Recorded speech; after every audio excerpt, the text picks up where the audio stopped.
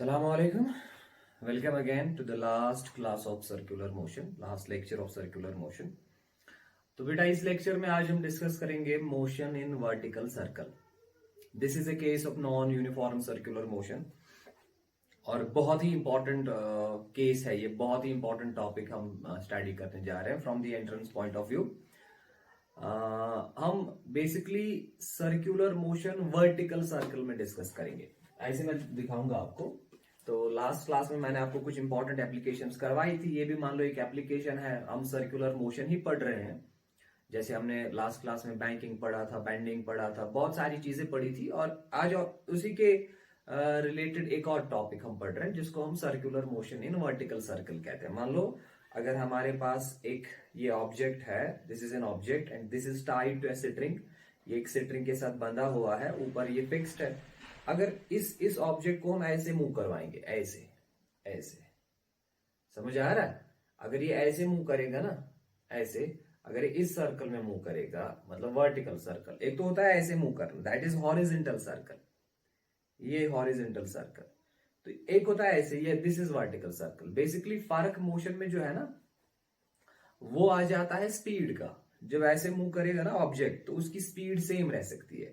पर जब ऐसे मूव करेगा ना ऑब्जेक्ट, उसकी स्पीड सेम कभी नहीं रह सकती. याद रखिए. देखो बेटा, अब इसको हिलाऊंगा मैं तो ये तो यहां से निकल जाएगा. ऐसे जब मूव करेगा ये ऑब्जेक्ट ऐसे, तो आपको पता है कि यहां बॉटम पे इसकी स्पीड सबसे ज्यादा होगी, हाईएस्ट. जितना ये ऊपर ऊपर जाएगा स्पीड कम होगी, कम होगी, कम होगी. टॉप पे इसकी स्पीड सबसे कम होती है. फिर जब ये वापस आएगा स्पीड बढ़ेगी बढ़ेगी बढ़ेगी. तो मतलब you can understand this thing. अब अगर ये ऐसे मूव करता है, जैसे मैंने आपको पढ़ाया था कॉनिकल पेंडुलम में, ऐसे पढ़ाया था. दूसरा होता है कि अगर ये फुल हॉरिजेंटल सर्कल में मूव करेगा, ऐसे, ठीक है, ऐसे अगर मूव करेगा हॉरिजेंटल सर्कल में, इस वाले प्लेन में, तो वहां तो ग्रेविटी 90 डिग्री पे होती है ना, to this velocity. Velocity tangential, gravity downwards, so the angle between velocity and gravity will be 90 degree. तो वहां पे स्पीड जो है इट कैन रिमेन कांस्टेंट. पर यहाँ पे जो है वर्टिकल सर्कल में ऐसे जब मूव करता है ऑब्जेक्ट ऐसे, तो वहां ग्रेविटी भी इसी प्लेन में है. Gravity and velocity either they are parallel और एंटी पैरेलल. तो उस वजह से क्या हो जाता है, अगर ग्रेविटी पैरेलल में है वेलोसिटी के तो स्पीड बढ़ेगी, अगर एंटी पैरेलल है तो वेलोसिटी स्पीड जो है वो घटेगी. मैंने आपको पढ़ाया कि if force is parallel to velocity, magnitude of velocity will increase. If force is anti-parallel to velocity, magnitude of velocity will decrease. I hope you remember this thing. So आज का टॉपिक हमारा यही है. We are going to discuss motion under this circular motion in vertical circle. And आप याद रखेंगे इसमें speed change होगी ना एक ऑब्जेक्ट की. सो this is a case of non uniform circular motion. तो यहां लिखूंगा मैं ऊपर सबसे पहले सर्कुलर मोशन, या मैं लिखूंगा motion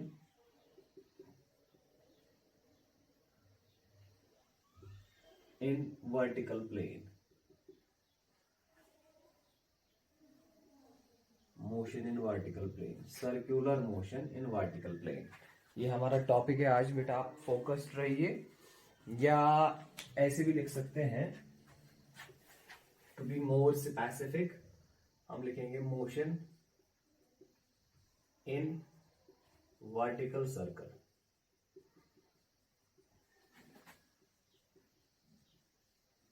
motion in vertical circle, ये हमारा रहेगा बेटा टॉपिक. तो इसको हम एनालाइज करेंगे आज, इसकी मैकेनिक्स हम डिस्कस करेंगे. ठीक है, तो सबसे पहले मैं डायग्राम बनाऊंगा मोशन इन वर्टिकल सर्कल की. यहां पे ये मान लो बेटा ये सर्कल है, बड़ा इंपॉर्टेंट है बेटा, इसको अंडरस्टैंड कर लो. ये हमने एक सर्कल बना दिया, तो इस सर्कल में एक ऑब्जेक्ट मूव कर रहा है और ये वर्टिकल सर्कल है बेटा. पहले अंडरस्टैंड कर लो वर्टिकल सर्कल का क्या मतलब है. जैसे मैंने अभी दिखाया ना, ऐसे मूव कर रहा है, मतलब ग्रेविटी इज डाउनवर्ड्स, तो gravity will play a role in this motion. दूसरा होता है ऐसे मूव करेगा प्लेन सर्कल में, हॉरिजेंटल सर्कल में, वहां ग्रेविटी 90 डिग्री पे होती है, तो ज्यादा फर्क नहीं पड़ता स्पीड पे. ठीक है, so this is what we are going to study. We are going to study motion in vertical circle. So this is a special case of motion, this circular motion. और यहाँ पे स्पीड चेंज होगी, सो ये वाली जो motion है ना, यहां पे मैं लिखूंगा बेटा this is non uniform circular motion, याद रखिए non uniform circular motion. Late us suppose ये हमारे पास एक ऑब्जेक्ट है और ये है बेटा स्ट्रिंग और यहां है object, this is an object. इस ऑब्जेक्ट का जो मास है वो मान लो आप मास है इसका m, और इसको यहां बॉटम पे हमने स्पीड दी है, इसको हमने स्पीड दी है u, ठीक है। We are projecting this object with speed u, और जब हम इसको u स्पीड से प्रोजेक्ट करेंगे, नीचे स्पीड इसको u देंगे, तो बेटा ये क्या करेगा, ये ऊपर जाएगा ऊपर जाएगा और ऐसे मूव करेगा, ऐसे मूव करेगा, ठीक है। These two things are important. जो लेंथ है स्ट्रिंग की वो मान लो आप L है, L is the length of string. ये यहाँ पे फिक्स्ड पॉइंट है और एक स्ट्रिंग लाई है हमने, उस स्ट्रिंग को एक ऑब्जेक्ट हमने अटैच किया हुआ है जिसका मास m है, और बॉटम पे हम इसको वेलोसिटी u दे रहे हैं। यहां देखो बेटा, ये ऐसे मान लो ये फिक्स्ड पॉइंट है, ये स्ट्रिंग है, इसकी लेंथ L है, ये मास है, ये ऑब्जेक्ट है, इसका मास है m। इसको मैं यहां नीचे मैं इसको वेलोसिटी u दे रहा हूं। I am projecting this with velocity u। ऐसे इसको धक्का दूंगा ना तो इससे इसको वेलोसिटी u मिलेगी। जब मैं इसको वेलोसिटी u दूंगा तो ये ऊपर जाएगा ऊपर जाएगा ऊपर जाएगा। तो अगर मैंने नीचे सफिशिएंट वेलोसिटी दी है, अगर मैंने नीचे वेलोसिटी सफिशिएंट दी है, तो ये क्या कर सकता है, ये ऊपर ऊपर ऊपर ऊपर कंप्लीट सर्कल कवर कर सकता है। अगर मैंने वेलोसिटी कम दी है, फॉर एग्जांपल मैं थोड़ी सी वेलोसिटी दूंगा, तो ये ऐसे करेगा, सिंपल हार्मोनिकली ऑसिलेट करेगा। तो ये सारी केसेस हम पढ़ेंगे कि अगर मैं चाहता हूं कि ये जो ऑब्जेक्ट है ये कंप्लीट सर्कल कवर कर ले ऐसे, तो मुझे नीचे जो है इसको कितनी वेलोसिटी देनी पड़ेगी, ठीक है। अगर मैं इसको कम वेलोसिटी दूंगा तो ये या तो ये ऐसे ऑसिलेट करेगा या तो इसको ऐसे हो जाएगा, ऐसे ऐसे स्लैग हो जाएगी स्ट्रिंग स्लैग हो जाएगी, ठीक है। तो यहां आएगा ना, ऐसे देखो, यहां आएगा ऑब्जेक्ट, यहां आएगा ऑब्जेक्ट, तो या तो ये वापस आएगा ऐसे ही, या तो यहां पे पहुंच के ये ऐसे हो जाएगा, स्ट्रिंग को ऐसे हो जाएगा। इसको कहते हैं स्लैगिंग ऑफ स्ट्रिंग। इसका मतलब क्या होता है, टेंशन जो स्ट्रिंग में है वो जीरो बनेगा। दो चीजें हैं इंपॉर्टेंट, या तो वेलोसिटी जीरो बनेगी या तो टेंशन जीरो बनेगा। अंडरस्टैंड कर लो। ये एक्चुअली 3 केसेस है। ये सारे केसेस डिपेंड है कि आप नीचे कितनी वेलोसिटी दे रहे हो। अगर नीचे आपने सफिशिएंट वेलोसिटी दी तो ये पूरा सर्कल कवर करेगा, पूरा सर्कल कवर करेगा, ठीक है। अगर आपने नीचे वेलोसिटी कम दी है तो फिर 2 केसेस है, या तो स्ट्रिंग में टेंशन जीरो बनेगा या तो वेलोसिटी जीरो बनेगी। वेलोसिटी अगर जीरो बनेगी तो ऐसे होगा, वेलोसिटी डिक्रीज डिक्रीज डिक्रीज, यहां पे वेलोसिटी बन गई जीरो। टेंशन अभी भी है स्ट्रिंग में, तो वहां से फिर वापस आएगा।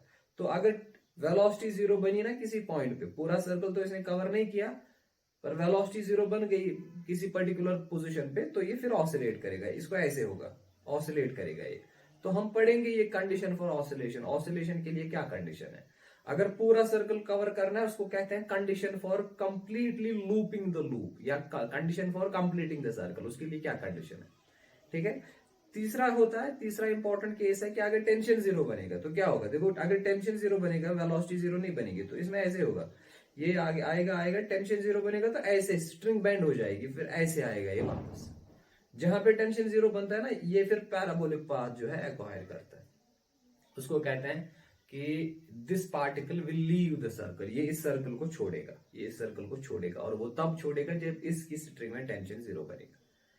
आई hope you understand these things. So यही हमें डिस्कस करना। तो ये मैंने इसकी यहाँ पे डायग्राम बनाई है। तो ये है फिक्स्ड पॉइंट यहाँ पे, और ये जो लेंथ है, ये जो लेंथ आप देख रहे हैं इसकी लेंथ है L, नीचे जो ऑब्जेक्ट यहाँ पे देख रहे हैं और इसका मास है m, और हमने इसको कितनी वेलोसिटी के साथ प्रोजेक्ट किया है u। This u is given, ये u आपको देनी है, इनिशियल वेलोसिटी आपको देनी है।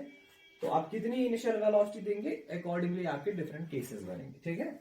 फिलहाल हम क्या करेंगे बेटा काम, मैं आपको जनरल एक्सप्रेशन टेंशन की फॉर्मूला निकाल के देता हूं और फाइनल वेलोसिटी की फॉर्मूला निकाल के देता हूं, ठीक है। फिर हम देखेंगे कि एज पर कंडीशन जो हमें निकालना है वो हम निकालेंगे, ठीक है बेटा। तो यहां देखिए, मान लो आफ्टर सर्टेन टाइम ये जो पार्टिकल है ये यहां पे पहुंच जाता है, यहां पे पहुंच गया ये, ठीक है।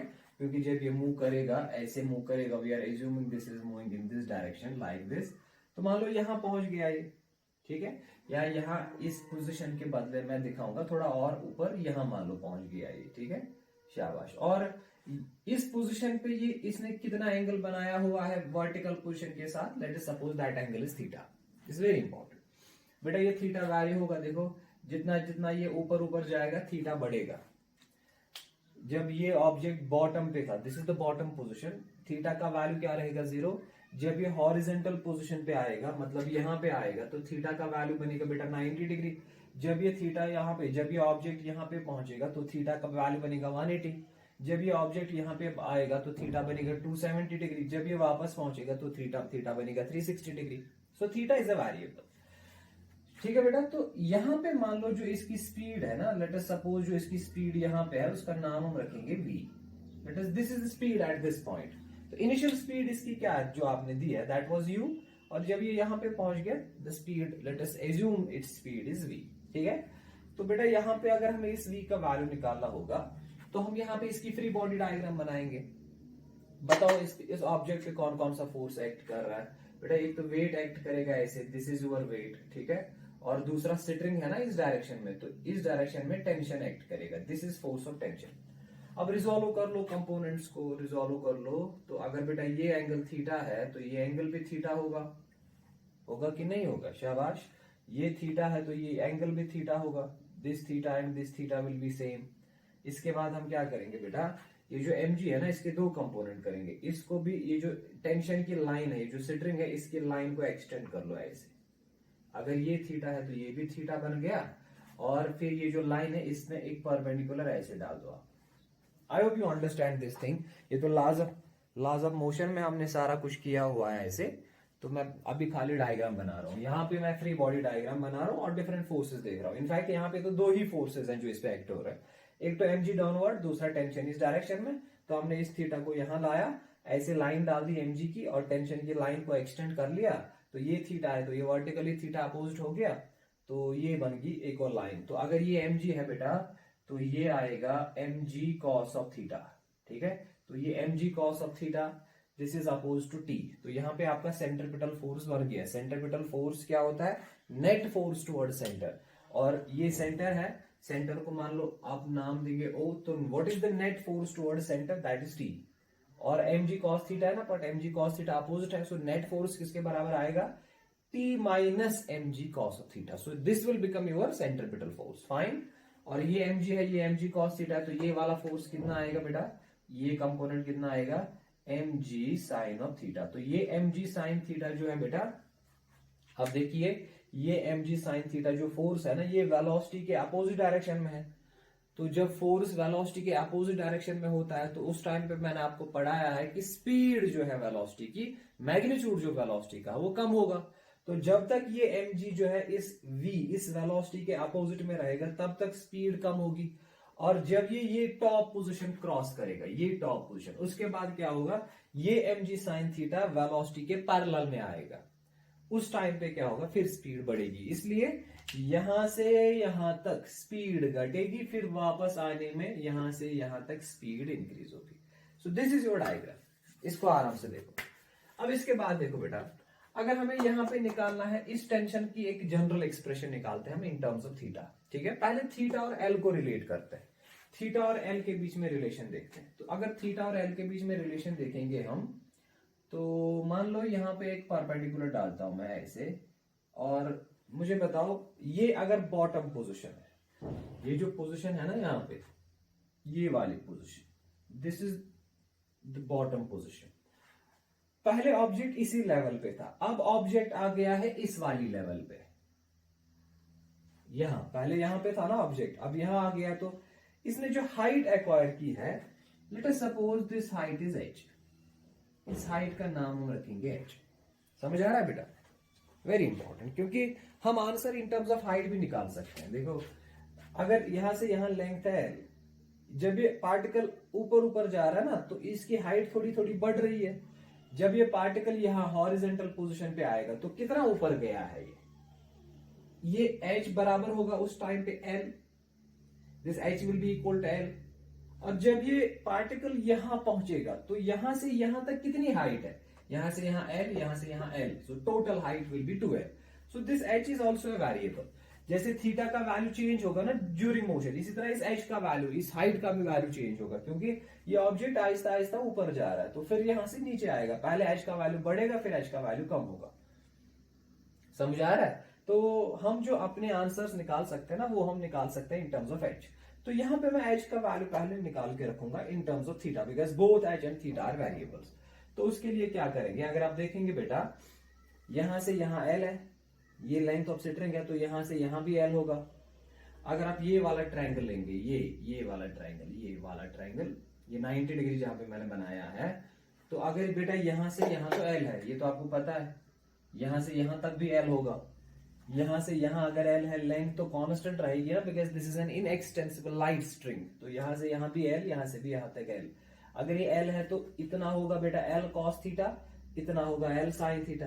ठीक है, तो बेटा मैं यहां पे लिखूंगा, यहां से यहां तक जो लेंथ है ना, that is l cos of theta. पूरी लेंथ तो l है, पूरी लेंथ तो यहां से यहां तक l है, पर अगर आप इतनी लेंथ लोगे ना, इतनी लेंथ, ये वाली लेंथ आपकी आएगी l cos थीटा, क्योंकि ये हम इस वाले छोटे ट्रायंगल से निकालते हैं. ठीक है, अगर आपको हाइट निकालनी है बेटा, यहां से यहां है l, यहां से यहां है l cos थीटा, तो हाइट आएगी ना बराबर l minus l cos theta.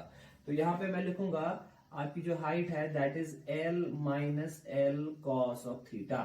तो h will be equal to l, आप कॉमन निकालिए, 1 minus cos of theta. So this is your relation between height and theta. इसको आप याद रखिए, this is the relation between height and theta. Both h and theta will change. अब देखिए, आई hope you understood this thing. ये basic C diagram, घर में बड़ी डायग्राम बनाइए, फिर चेक कीजिए. ठीक है, यहां से यहां l है, यहां से यहां तक भी l है, फिर हमने छोटा ट्रायंगल ले लिया, ये थीटा है, तो अगर ये हाइपोटेन्यूज l है तो बेस होगी l cos थीटा, परपेंडिकुलर होगा l sin थीटा. तो अगर ये l cos थीटा है, टोटल लेंथ तो l है, तो l टोटल लेंथ में से l cos थीटा कम कीजिए तो वहां h बचेगा, h इज द हाइट. अब देखो बेटा, बॉटम पे थीटा होता है 0, तो बॉटम पे हाइट भी 0 होगी. तो देखो चेक करो, अगर थीटा 0 होगा, cos 0 is 1, 1 minus 1 is 0, so height भी आपकी 0 बनेगी. हॉरिजेंटल पोजीशन पे, यहां पे देखो, this is your bottom position, ये बॉटम है, this is b is bottom, h is horizontal position and t is top position.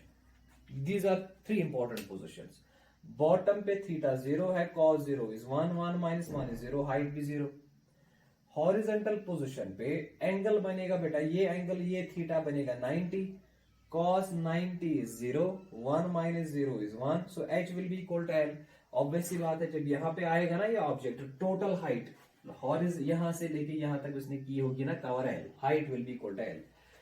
Top position पे theta will be equal to 180 degree, cos of 180 degree is equal to minus 1, 1 minus minus 1 is 2, so ये बनेगा 2l, so h will be equal to 2l. Top पे height जो होगी वो 2l होगी, और होनी भी चाहिए, यहां से यहां l, फिर यहां से यहां फिर से l, so total height is 2l. Fine, so this is the relation between height and angle. इसके बाद हम क्या करेंगे बेटा, लेट अस फाइंड. पहले मुझे बताओ कि जो नेट सेंट्रिपिटल फोर्स है, यहाँ पे सेंट्रिपिटल फोर्स जो है, that is net force acting on this particle toward centre. एक तो t है, एक तो mg cos थीटा है. तो net force is t minus mg cos theta. ये तो मैंने बहुत बार करवाया है प्रीवियस क्लासेस में. आई होप कि आपने वो लेक्चर्स देखे हैं, तब जाके आपको समझ आएगा अच्छे से. सो मैं लिखूंगा net centripetal force Fc is equal to, that is t minus mg cos of theta. अब नेट सेंट्रिपिटल फोर्स किसके बराबर होता है, mv square by r. So this is equal to t minus mg cos of theta. ठीक है, तो t का value निकालो यहां से. टेंशन किसके बराबर आएगा, इसको वहां ले जाओ. So tension will be equal to mv square by r, ये वहां जाके बनेगा plus mg cos of theta. बेटा ये आपकी बनी टेंशन की एक जनरल एक्सप्रेशन. अब जिस पोजीशन पे आपको टेंशन निकालना होगा, वहां पे आपको v वेलोसिटी का वैल्यू पता होना चाहिए, बिकॉज v भी वेरिएबल है, वेलोसिटी का वैल्यू भी हर जगह डिफरेंट होगा, इसका मैग्नीट्यूड हर जगह डिफरेंट होगा, और वहां पे आपको थीटा का वैल्यू चाहिए. टेंशन निकालने के लिए आपको वेलोसिटी r जो है, r इज द रेडियस, इस सर्कल की रेडियस है, दैट इज r। तो मैं लिखूंगा यहाँ पे, मैं r के बदले लिखूंगा बेटा, I will write instead of this r, I will write L. Why? Because here the length of this circle is L. Length of this, sorry, the radius of this circle is L. हमने इस circle की जो radius रखी है ना, that is L, इसीलिए मैंने r के बदले L लिखा। फाइन। तो अगर आपको किसी भी पॉइंट पे टेंशन निकालना होगा स्ट्रिंग में, तो आपको m और L, मास ऑफ पार्टिकल और length of radius of circle, तो आपको पता ही होगा। आपको निकालना पड़ेगा वैल्यू थीटा और वी का। फॉर एग्जांपल बॉटम पे थीटा का वैल्यू होता है 0, तो यहाँ 0 देंगे। हॉरिजॉन्टल पोजीशन पे थीटा का वैल्यू होता है 90, टॉप पोजीशन पे थीटा का वैल्यू होगा 180। जितना यहाँ पे टेंशन होगा उतना यहाँ पे भी होगा, ठीक है। यहाँ पे निकालोगे तो उतना ही यहाँ पे होगा। तो यहाँ पे निकालना चाहोगे तो डायरेक्टली थीटा का वैल्यू 270 डिग्री दे दो। अब यहाँ पे एक और वेरिएबल आता है ना, वेलोसिटी, तो इस वेलोसिटी का भी हम निकालेंगे वैल्यू। तो वेलोसिटी का वैल्यू आप डायरेक्टली निकाल सकते हो ऐसे बेटा, क्योंकि ये जो है this is motion under gravity, ये मोशन अंडर ग्रेविटी भी आ रहा है ना, this is also a case of motion under gravity, क्योंकि यहाँ पे जो मोशन को कंट्रोल कर रहा है वो कौन सा फोर्स है, mg साइन ऑफ थीटा। इसका मतलब यहाँ पे जो एक्सेलरेशन आ रही है that is g sine theta, और ये जो g है this is acceleration due to gravity. So we can say this is also a case of motion under gravity, पर इस केस में स्पीड जो है वो चेंज होती है। समझा रहे? तो अगर ये मोशन अंडर ग्रेविटी है तो आपको पता है मोशन अंडर ग्रेविटी जो बेटा, उसमें जो एक्सेलरेशन है वो कांस्टेंट रहती है, g का जो वैल्यू है वो फिक्स्ड है। तो हम ऐसे कर सकते हैं, फाइनल वेलोसिटी का वैल्यू आप इस इक्वेशन से निकाल सकते हो, v square minus u square equal to 2as। अब s इज द डिस्प्लेसमेंट, तो अगर यहाँ पे आपको वेलोसिटी निकालनी है तो यहां से यहां तक नेट डिस्प्लेसमेंट कितनी कवर हुई है, h। तो यहाँ पे आप h दे सकते हैं, s के बदले g, a के बदले g देंगे, तो इस इक्वेशन से आपको आंसर निकलेगा। अगर इससे नहीं निकालना चाहेंगे, अगर आप काइनेमेटिक्स की इक्वेशन यूज नहीं करना चाहते हो, तो आप law of conservation of mechanical energy use कर सकते हो, जो कि आपने रिसेंटली वर्क पावर एनर्जी में पढ़ा है। आप law of conservation of mechanical energy use करके आंसर निकाल सकते हो बेटा। तो आपको क्या करना है, आपको देखना है कि जो इस पार्टिकल की टोटल एनर्जी यहाँ पे होगी वही यहाँ पे भी होगी। तो आप लिखोगे total energy at bottom will be equal to total energy at an angle theta. ये मान लो अभी कितना एंगल बना रहा है, थीटा, तो यहाँ पे जो टोटल एनर्जी होगी वही यहाँ पे भी टोटल एनर्जी होगी। तो यहाँ पे ये तो हमने बॉटम पोजीशन ली है ना, बॉटम पोजीशन हम एज्यूम कर रहे हैं, यहाँ पे पोटेंशियल एनर्जी होगी 0। Late us suppose this is a datum, ये रेफरेंस लाइन हम मानते हैं, नीचे जो जहां से ये स्टार्ट होता है, इस पोजीशन को रेफरेंस पोजीशन मान के चलते हैं, इसको डेटम मान के चलते हैं। तो यहाँ पे इसकी इनिशियल पोटेंशियल एनर्जी 0 होगी, तो काइनेटिक एनर्जी कितनी होगी यहाँ पे 1/2 mu स्क्वायर, क्योंकि इनिशियल वेलोसिटी u दी है। तो टोटल एनर्जी कितनी बनेगी इसकी बॉटम पे, वो बनेगी बेटा 1/2 mu स्क्वायर इक्वल टू, यहाँ पे इसकी एक तो हाइट भी इसने कवर की है, कितनी हाइट h, तो पोटेंशियल एनर्जी यहाँ पे होगी mgh प्लस यहाँ पे वेलोसिटी कितनी हमने रखी है v, तो काइनेटिक एनर्जी होगी mv स्क्वायर। यहाँ पे खाली काइनेटिक एनर्जी, पोटेंशियल एनर्जी 0 क्योंकि ये रेफरेंस लाइन है। यहाँ पे पोटेंशियल भी कितनी है mgh और काइनेटिक भी 1/2 mv स्क्वायर। तो जो एनर्जी यहाँ पे होनी चाहिए वो यहाँ पे भी होगी।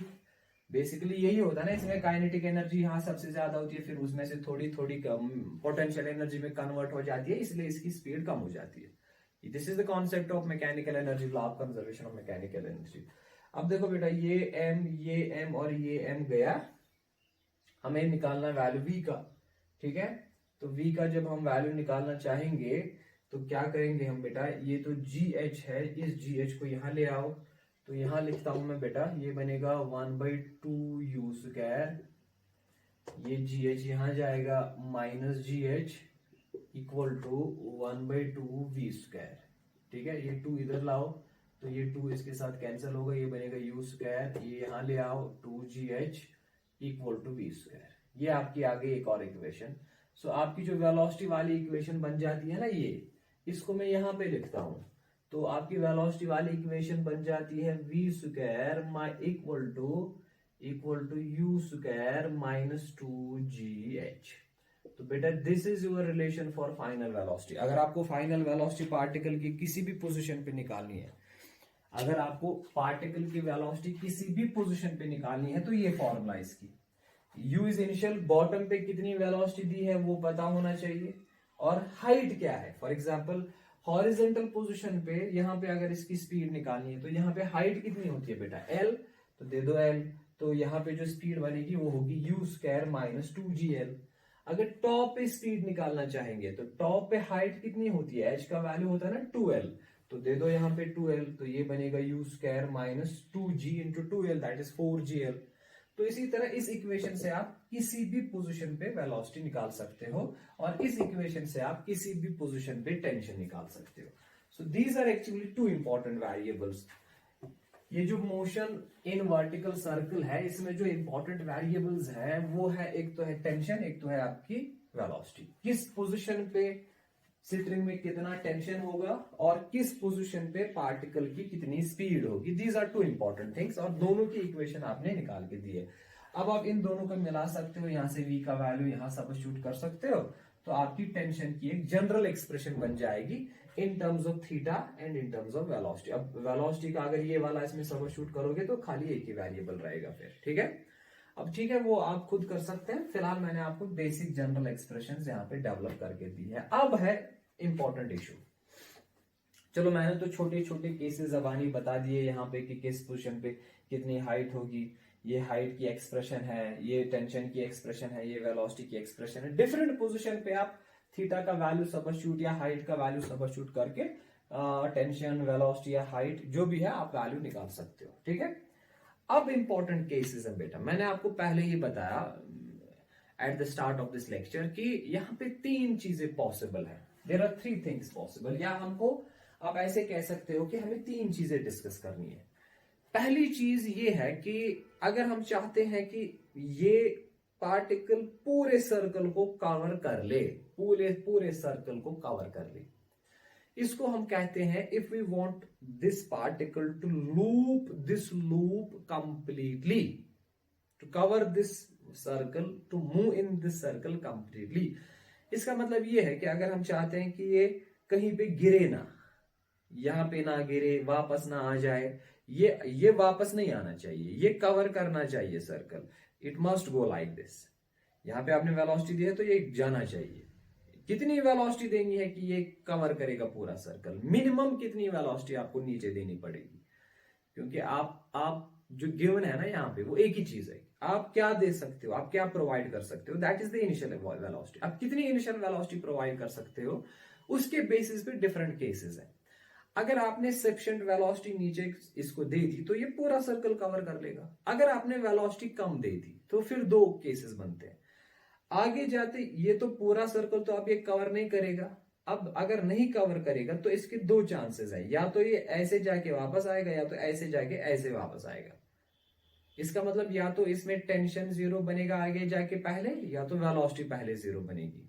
अगर वेलोसिटी पहले 0 बनती है तो ऐसे आएगा, अगर टेंशन पहले 0 बनता है तो ऐसे आएगा वापस। तो ये 3 कंडीशंस हमको डिस्कस करनी पड़ेगी। तो पहली कंडीशन हम डिस्कस करेंगे, what is the condition for completing the circle. What is the condition for completing the circle, तो मैं यहां पहले लिखूंगा, I will write number 1, this very important, condition for completing the circle.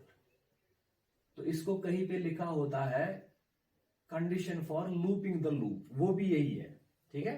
तो पहली चीज जो हम डिस्कस करेंगे that is what is the condition for completing the circle. Fine, तो बेटा देखो इसका कॉन्सेप्ट पहले अंडरस्टैंड कर लो, मैथमेटिक्स तो इजी है, इसका कॉन्सेप्ट देख लो आप लोग। बेटा सर्कल कंप्लीट करने के लिए ना तो वेलोसिटी किसी पॉइंट पे 0 बननी चाहिए और ना तो टेंशन किसी पॉइंट पे 0 बनना चाहिए। याद रखो, neither should velocity at any point become 0 और nor should tension at any point become 0। याद रखो, क्योंकि अगर वेलोसिटी किसी पॉइंट पे ड्यूरिंग मोशन यहाँ पे वेलोसिटी 0 बनेगी तो वापस आ सकते हैं, अगर टेंशन 0 बनेगा तो ऐसे स्लैक हो सकता है। स्लैक समझ आ गया ना, तो इसको फिर से बताता हूं मैं बेटा। अगर वेलोसिटी कहीं पे 0 बनती है तो ये वापस आएगा वहां से, अगर टेंशन 0 बनता है तो इसको स्ट्रिंग बेंड हो जाएगी, ऐसे हो जाएगा इसको। तो अगर चाहते हो कि पूरा सर्कल कवर कर ले, तो इसका मतलब ना तो वेलोसिटी जीरो बननी चाहिए किसी पॉइंट पे ड्यूरिंग मोशन, ना तो कहीं पे वेलोसिटी जीरो बननी चाहिए, ना तो टेंशन जीरो बनना चाहिए। समझ आ रहा है?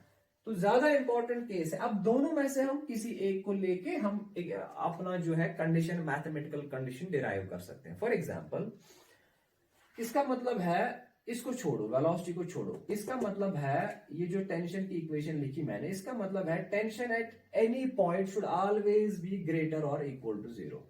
It should never become zero. Tension zero कभी नहीं बनना चाहिए। टेंशन में जो स्प्रिंग है, सॉरी ये जो स्प्रिंग है, स्प्रिंग में जो टेंशन है, इसका वैल्यू हमेशा जीरो से ज्यादा और लिमिटिंग केस में जीरो के बराबर हो सकता है। You understand? तो आपसे क्वेश्चन पूछा जा रहा है, बेटा हमें बताओ कि बॉटम पे कितनी वेलोसिटी देनी है आपको, मिनिमम वेलोसिटी का वैल्यू कितना होना चाहिए ताकि ये कंप्लीट सर्कल कर ले। समझ आ रहा है? तो उसके लिए मैं आपको आंसर दे रहा हूं बेटा, नीचे वेलोसिटी, इस u का वैल्यू जो है, इस u का वैल्यू उतना होना चाहिए कि किसी भी पॉइंट पे जो स्ट्रिंग में टेंशन है वो जीरो से ज्यादा रहना चाहिए। अगर किसी पॉइंट पे टेंशन जीरो से कम आ गया, स्ट्रिंग स्लैक हो जाएगी। अगर वेलोसिटी जीरो हो गई तो वापस आ जाएगा पार्टिकल। अब वेलोसिटी तो होनी चाहिए, it should not be equal to zero. Speed की बात कर रहा हूं मैं। टेंशन भी जीरो के बराबर नहीं होना चाहिए कभी, tension should be greater than zero. अब आपको अगर मैथमेटिकल इक्वेशन निकालनी है तो अब या तो इस इक्वेशन से निकालेंगे या इस इक्वेशन से निकालेंगे। Let us use this equation. तो मैं आपको कह रहा हूं कि कंप्लीट लूप करने के लिए tension at any point should be greater और इक्वल टू जीरो। तो क्योंकि मैंने आपको बताया अगर टेंशन जीरो बनेगा तो क्या होगा स्ट्रिंग में, ये पैराबोलिक पाथ एक्वायर करेगा, वहां पे स्लैक हो जाएगी स्ट्रिंग।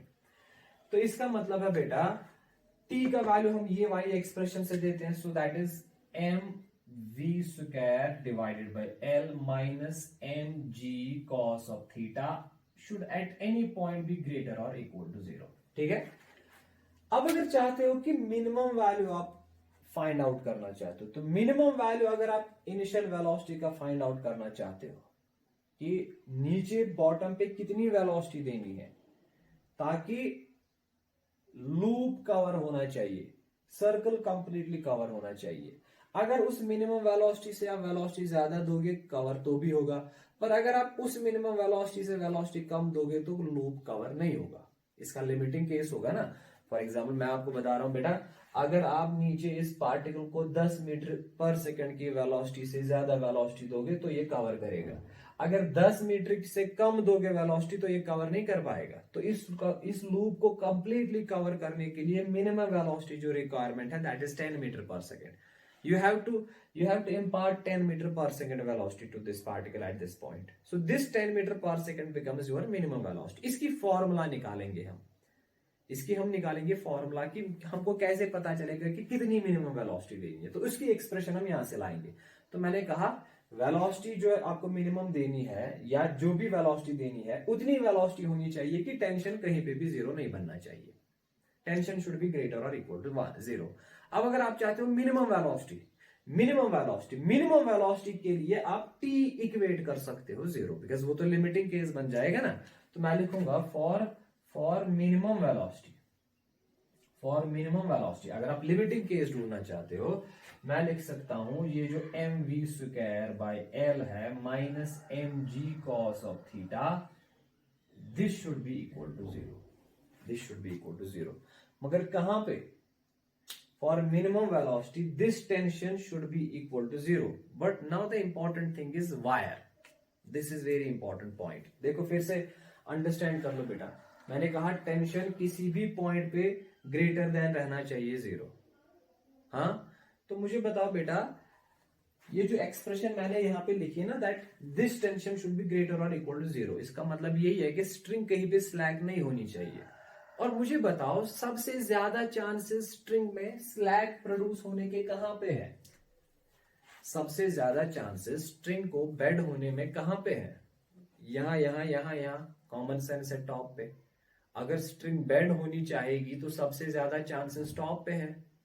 तो इसका मतलब है जितना जितना आप ऊपर ऊपर जाओगे शायद टेंशन जो है वो डिक्रीज हो रहा है और टॉप पे सबसे कम टेंशन हो रहा है। तो इसको यहां से भी देख सकते हैं। जरा मुझे यहां से निकाल के दो, बॉटम पे टेंशन कितना होगा।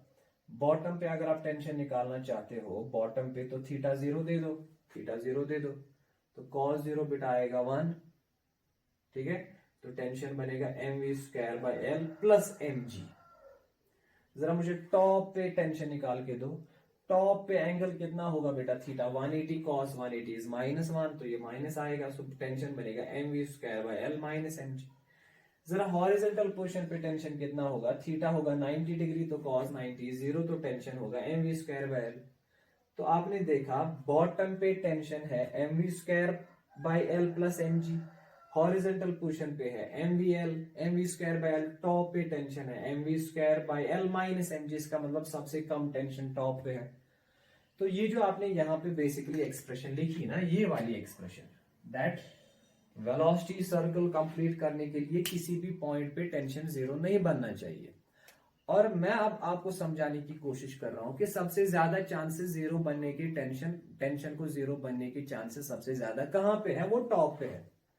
तो अगर आप लिमिटिंग कंडीशन चाहते हो, अगर आप चाहते हो कि मैं लिमिटिंग कंडीशन निकालूं, मतलब लिमिटिंग केस निकालूं, मिनिमम वेलोसिटी कितनी आपको देनी है ताकि ये कंप्लीट लूप कर ले, तो मैं आपको ये कह सकता हूं ना बेटा, आपको मिनिमम वेलोसिटी उतनी देनी है टॉप पे जो टेंशन है, टॉप पे जो टेंशन है, tension at top, tension at top, क्योंकि असली यही डिसाइड करता है tension. This is a general thing, tension at any point should be greater और इक्वल टू जीरो।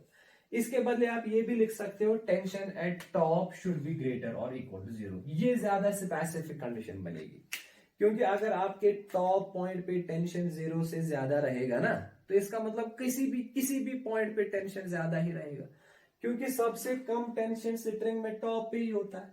अब अगर टॉप पॉइंट पे टेंशन जीरो से ज्यादा है, तो इसका मतलब इसके अलावा कोई भी पॉइंट आप ले लो, टेंशन जीरो से ज्यादा ही रहेगा, पॉजिटिव ही रहेगा, स्ट्रिंग स्लैग नहीं होगी। So this condition and this condition, they are technically equivalent. So tension at top should be greater or equal to zero. ठीक है।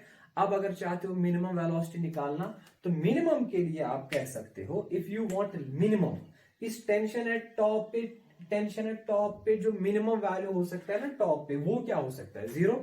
तो जब इसको आप जीरो से इक्वेट करोगे तो आपकी मिनिमम वेलोसिटी निकलेगी। ठीक है, तो टेंशन एट टॉप कैसे निकालोगे बेटा, इस इक्वेशन से टॉप पे टेंशन कैसे निकालोगे, थीटा का वैल्यू आप सबस्टिट्यूट कर लोगे ना 180 डिग्री, क्योंकि टॉप पे थीटा 180 डिग्री होगा, तो थीटा 180 डिग्री होगा, कॉस 180 होगा बेटा -1, तो ये माइनस यहाँ पे आएगा, तो टेंशन एट टॉप की फॉर्मूला बनेगी mv² बाई एल माइनस आएगा यहाँ पे -mg, this should be greater और इक्वल टू जीरो। ठीक है, तो मिनिमम वेलोसिटी निकालने के लिए, फॉर मिनिमम वेलोसिटी आप क्या कर सकते हो बेटा, you can equate this tension at top, you can equate this to equal to zero. आप इसको जीरो के साथ इक्वेट कर सकते हो। क्यों, क्योंकि देखो अंडरस्टैंड कर लो, कंप्लीट सर्कल करने के लिए टॉप पे टेंशन जीरो या जीरो से ज्यादा होना चाहिए। लिमिटिंग कंडीशन क्या बनेगी, अगर मैं आपको कहूंगा मिनिमम कितना होना चाहिए, मिनिमम होना चाहिए टेंशन टॉप पे होना चाहिए जीरो। अगर टॉप पे टेंशन जीरो होगा तब भी ये कंप्लीट सर्कल करेगा, अगर जीरो से कम होगा टेंशन तब ये सर्कल कंप्लीट नहीं करेगा। टेंशन शुड बी ग्रेटर और इक्वल टू जीरो, इसका मतलब जीरो पे भी अगर टेंशन जीरो भी होगा टॉप पे तब भी कंप्लीट सर्कल करेगा, अगर टेंशन जीरो से ज्यादा है तब तो करेगा ही करेगा। अब मिनिमम कंडीशन, लिमिटिंग कंडीशन बन जाती है टॉप पे टेंशन बनना होना चाहिए जीरो। उस केस में जब टॉप पे टेंशन जीरो होगा, उस केस में जो आपने वेलोसिटी दी है वही आपकी लिमिटिंग वेलोसिटी बनेगी, वही मिनिमम वेलोसिटी बनेगी। इसीलिए मैंने मिनिमम वेलोसिटी को फाइंड आउट करने के लिए टॉप पे जो टेंशन है वो किसको इक्वेट कर लिया बेटा, जीरो। ठीक है, तो टॉप पे टेंशन जो है उसको इक्वेट कर लो जीरो के साथ, तो वहां से आंसर निकालो। तो याद रखो, दिस इज वेरी इंपॉर्टेंट। तो इस एक्सप्रेशन को, ये टॉप पे टेंशन की एक्सप्रेशन है, so mv² by L minus mg, you have to equate this to equal to zero. ठीक है, तो यहां से आप क्या कर लो बेटा, यहां से आप निकालो वैल्यू v का, जब टेंशन टॉप पे 0 होगा तो टॉप पे वेलोसिटी कितनी होगी फिर उस टाइम पे, तो निकालो value. So this is M V square, पहले ये एम एम कैंसिल हो जाएगा बेटा। तो उसके बाद V square by L equal to G, so ये एल जी मल्टीप्लाई हो जाएगा, so V square will be L G, so V should be equal to under root of L G. याद रखो, इसका मतलब है जब टॉप पे टेंशन एट टॉप 0 होगा ना, तो उस टाइम पे जो टॉप पे वेलोसिटी होगी, वेलोसिटी एट टॉप, वो होगी बराबर under root of L G, and this will be minimum velocity at top. ये वेलोसिटी मिनिमम होगी टॉप पे। अब देखो इससे क्या होगा, अब ये मिनिमम वेलोसिटी टॉप वाली हम यहां पे सब्स्टिट्यूट करेंगे, वहां पे हमें निकलेगा कि बॉटम पे कितनी वेलोसिटी हमें देनी थी। समझ आ रहा है? फिर से अंडरस्टैंड कर लो। मैंने आपको बताया कि अगर आप चाहते हो कि आप निकालो कि हमें बॉटम पे कितनी वेलोसिटी देनी है कि ताकि ये कंप्लीट सर्कल कर ले, तो याद रखो जब आप बॉटम पे मिनिमम वेलोसिटी देते हो ना, तब जाके टॉप पे टेंशन का वैल्यू बनता है 0, because this is limiting condition. जब टॉप पे टेंशन 0 बनता है तो वो तब बनता है जब आपने टॉप पे टेंशन 0 की इक्वेशन लिखी, उसको सॉल्व किया, वहां पे जो टॉप पे पार्टिकल की वेलोसिटी की फॉर्मूला आ गई, वो आ गई ये। और ये भी कॉमन सेंस है, जब टेंशन मिनिमम होगा तो वेलोसिटी भी मिनिमम होगी। तो टॉप पे जो वेलोसिटी मिनिमम वेलोसिटी होगी, जब बॉटम पे मिनिमम वेलोसिटी दोगे, तो उसकी फॉर्मूला है अंडर रूट एल जी। अब ये वाली फॉर्मूला आप सब्स्टिट्यूट कर लो इस वाली इक्वेशन में आपकी फॉर्मूला है V square minus equal to U square minus 2gh। U square किसके बराबर, इसको यहां ले आओ, so U square will be equal to V square plus 2gh। ठीक है, यू मिनिमम, क्योंकि आपको मिनिमम वेलोसिटी निकालनी है ना बॉटम पे कितनी देनी है, तो वी स्क्वायर ये है, दिस इज टॉप पोजीशन। ये इक्वेशन हम टॉप के लिए यूज कर रहे हैं, एट टॉप के लिए यूज कर रहे हैं। तो टॉप पे यहां पे आपने वैल्यू निकाला है अंडर रूट एल जी, तो अंडर रूट एल जी का स्क्वायर दोगे तो ये एल जी बनेगा प्लस 2g। ऐसे ही h हाइट, टॉप पे हाइट कितनी होती है बेटा, टॉप पे यहां से यहां एल, यहां से यहां एल, तो टोटल हाइट टॉप पे 2l होती है, तो ये बेटा 2l आएगा। ठीक है, तो जरा इसको सॉल्व कर लो, तो आंसर क्या निकलेगा बेटा। सो देखो, so this is L G plus 2 to 4 L G, तो ये बनेगा 5 L G. So this is 5 L G. तो इसका मतलब है minimum velocity at the bottom should be equal to under root 5 L G. ये आपका आ गया answer, this is your answer. देखो इसको अब मैं थोड़ा सा समराइज करता हूं। दिस इज मिनिमम वेलोसिटी, इससे ये मिनिमम वेलोसिटी जो यहां से आपका आंसर आएगा, वेलोसिटी आपको बॉटम पे उससे ज्यादा देनी पड़ेगी। This is your minimum velocity. फिर से देखो बेटा, दिस इज वेरी इंपॉर्टेंट। तो फाइनली जो मैंने आपको यहां पे निकाला, मैंने कहा कंप्लीट सर्कल करने के लिए या ना तो वेलोसिटी किसी पॉइंट पे 0 बनना चाहिए, ना तो टेंशन किसी पॉइंट पे 0 बनना चाहिए। फाइन। फिर मैंने कहा लिमिटिंग केस अगर आप स्टडी करोगे, लिमिटिंग केस है, हमें बताओ मिनिमम कितनी वेलोसिटी चाहिए, तो मैंने कहा मिनिमम के लिए टेंशन एट टॉप जो है it should be equal to 0। जब आप मिनिमम वेलोसिटी देते हो बॉटम पे, कम से कम वेलोसिटी, उस टाइम पे टॉप पे टेंशन बनता है 0। टेंशन टॉप पे 0 बनता है, तो फिर आपने आंसर निकाला वहां पे वेलोसिटी कितनी होगी, तो वेलोसिटी जो टॉप पे होगी बेटा वो भी मिनिमम होगी, और उसका आंसर आ गया अंडर रूट ऑफ जीएल। ठीक है, फिर आपने ये वैल्यू यहां सब्स्टिट्यूट किया, तो यू मिनिमम, यू बॉटम पे आपको मिनिमम वेलोसिटी जो कितनी देनी है, उसका आंसर आ गया अंडर रूट ऑफ 5gl। ठीक है, so this is what we have studied. तो मान लो L is the length, L is the radius of the circle. अगर इस सर्कल की रेडियस दी है फॉर एग्जांपल 10 मीटर, तो यहाँ पे आप L का वैल्यू 10 मीटर सब्स्टिट्यूट कीजिए। G भी 10 है, 10 इज 100, 5 इंटू 100 इज 500, तो अंडर रूट 500 जो है, इसका मतलब है अगर आप बॉटम पे अंडर रूट 500 से अंडर रूट 500 मीटर पर सेकेंड से कम वेलोसिटी देंगे बॉटम पे, तो ये पार्टिकल कंप्लीट सर्कल नहीं कर पाएगा। कंप्लीट सर्कल करवाने के लिए आपको अंडर रूट 500 से ज्यादा वेलोसिटी देनी पड़ेगी, और मिनिमम कंडीशन में अगर आप अंडर रूट 500 ही वेलोसिटी दोगे तब भी ये कवर कर लेगा, पर उस केस में टॉप पे जो टेंशन है वो 0 रहेगा। समझ आ रहा है? अब देखो बेटा, अब अगर इन वैल्यूज को सबस्टिट्यूट करके आप मान लो यहाँ वेलोसिटी का वैल्यू, टॉप पे वेलोसिटी का वैल्यू अगर आप ये सबस्टिट्यूट करोगे तो टॉप पे टेंशन निकलेगा। अगर बॉटम पे टेंशन का वैल्यू फाइंड आउट करना चाहते हो तो बॉटम पे ये वाला वैल्यू सबस्टिट्यूट कर लो तो वैल्यू आएगा। तो देखो इन वैल्यूज को भी हम बेटा फाइंड आउट करते हैं। मैं आपको यहाँ पे दिखाता हूँ। ये तो मैंने चलो वेलोसिटी के निकाले। सो टेंशन का देखो यहाँ टेंशन एट टॉप किसके बराबर होगा, इस इक्वेशन से निकालेंगे। टेंशन एट टॉप, पहले थीटा किसके बराबर, टॉप पे 180, टॉप पे टेंशन होता है ना cos 180 होता है -1, तो टॉप पे टेंशन की इक्वेशन बनेगी mv²/L माइनस mg। माइनस क्यों, क्योंकि थीटा होता है 180, तो ये बनेगा माइनस थीटा -1 बनेगा, cos 180 इज -1, तो आंसर आएगा टेंशन है टॉप mv²/L माइनस mg। फिर v के बदले v² टॉप पे वेलोसिटी किसके बराबर होती है बेटा, √gl, तो v² का वैल्यू निकलेगा gl, तो दे दो यहाँ पे gl। जब यहाँ पे आप gl दोगे, v² के बदले gl कैंसिल होगा तो ये बनेगा mg। सो ये टर्म mg बनेगी, ये भी mg, सो mg माइनस mg 0, तो टॉप पे टेंशन 0। समझ आ रहा है।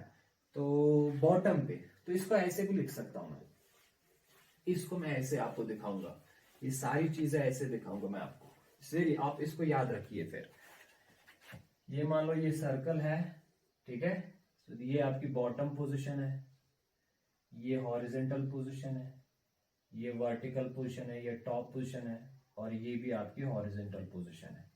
ठीक है बेटा, शाबाश। तो बॉटम पे ये condition sets, condition for completing the circle, velocity नीचे कितनी होनी चाहिए बेटा, it should be equal to minimum velocity. Minimum velocity नीचे कितनी होनी चाहिए, तो मैं लिखूंगा मिनिमम ही लिखूंगा मैं, u minimum will be equal to √5gl। ठीक है, तो याद रखिए ये फॉर्मूला, क्योंकि किसी भी सर्कल को कंप्लीट करने के लिए, वर्टिकल सर्कल को कंप्लीट करने के लिए बॉटम पे जो वेलोसिटी आपको चाहिए that should be greater than √5gl। कभी कभी जो एयरक्राफ्ट्स भी वर्टिकल लूप करते हैं ना, एयरक्राफ्ट्स, तो एयरक्राफ्ट को भी आपको अगर चाहते हो कि वो वर्टिकल लूप कवर कर ले, तो मिनिमम वेलोसिटी नीचे जो होनी चाहिए that should be greater than √5gl और √5gr, where r is the radius of that circle, जो सर्कल आपको कवर करना है। ठीक है, तो जब नीचे इतनी वेलोसिटी होती है तो टॉप पे कितनी वेलोसिटी होती है उस टाइम पे, √gl होती है बेटा, शाबाश।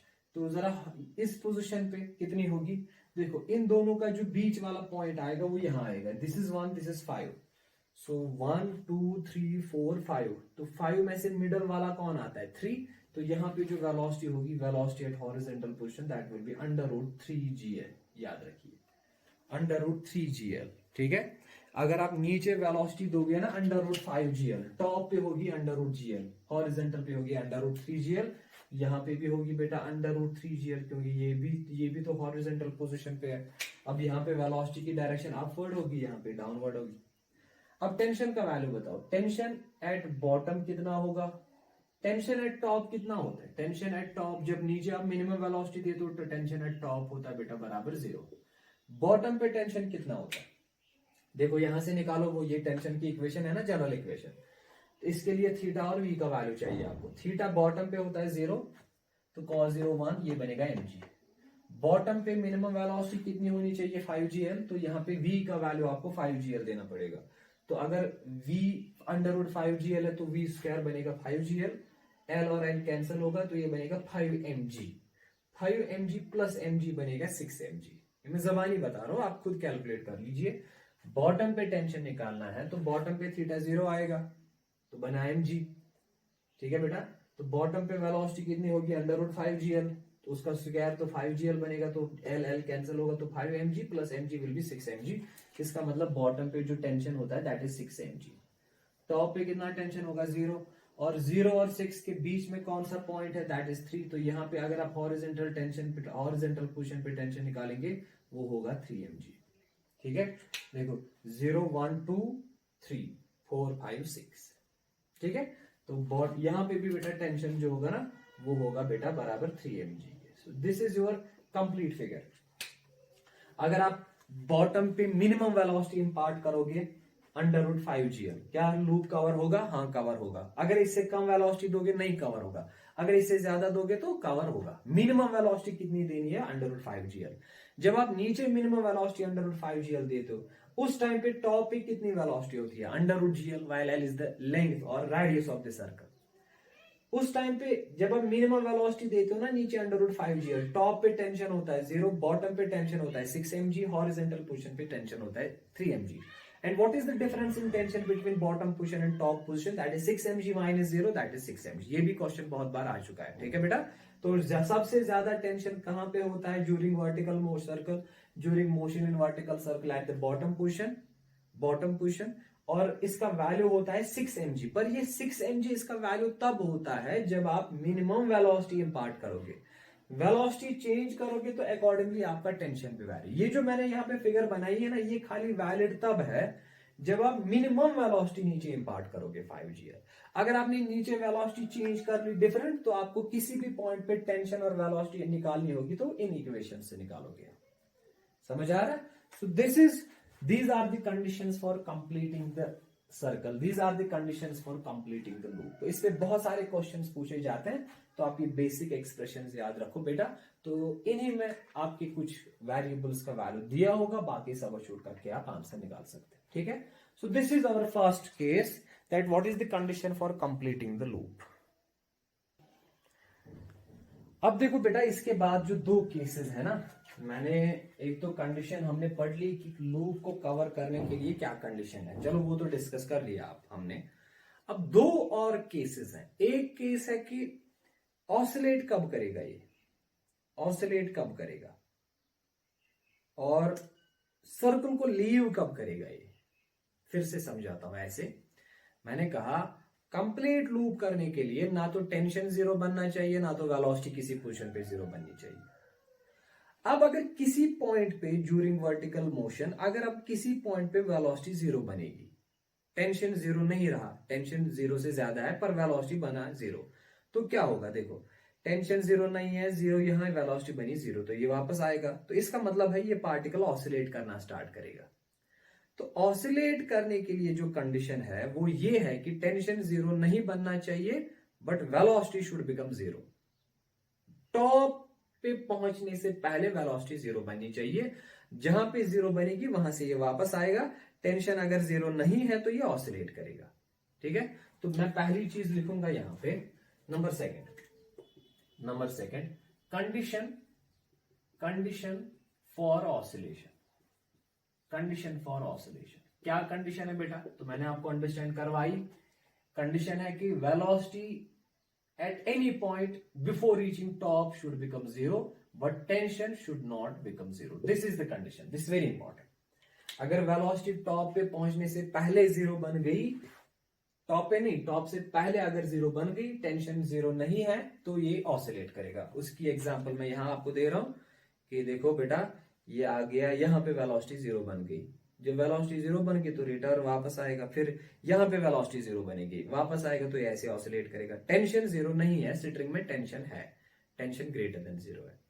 अब अगर उल्टा हो गया, अब अगर टेंशन 0 बन गया, वेलोसिटी 0 नहीं बनी, तो क्या होगा, देखो तो उस केस में क्या होगा, ये आएगा, टेंशन बन गया ना 0, तो स्ट्रिंग स्लैक होगी। वेलोसिटी 0 नहीं बनी तो इसका मतलब वेलोसिटी फिर भी रहेगा, तो ये ऐसे आएगा, ऐसे गिरेगा। इसको कहते हैं स्लैकिंग। तो दूसरी कंडीशन हमारी है, अब एक और केस बन जाता है, condition for leaving the circle. ये सर्कल को लीव कब करेगा, वो तब करेगा जब आपकी वेलोसिटी 0 नहीं बनेगी, पर आपका टेंशन स्ट्रिंग में बनेगा 0। This is very important. अगर वेलोसिटी 0 बनी तो ये ऑसिलेट करेगा, अगर टेंशन 0 बन गया तो ये लीव करेगा सर्कल को। देखो टेंशन 0 बन गया तो स्ट्रिंग स्लैक होगी, ये ऐसे लीव करेगा सर्कल में, अब नहीं रहेगा, स्लैक होगी स्ट्रिंग, पैराबोलिक पाथ एक्वायर करेगा। समझ आ रहा है? So these are two important aspects.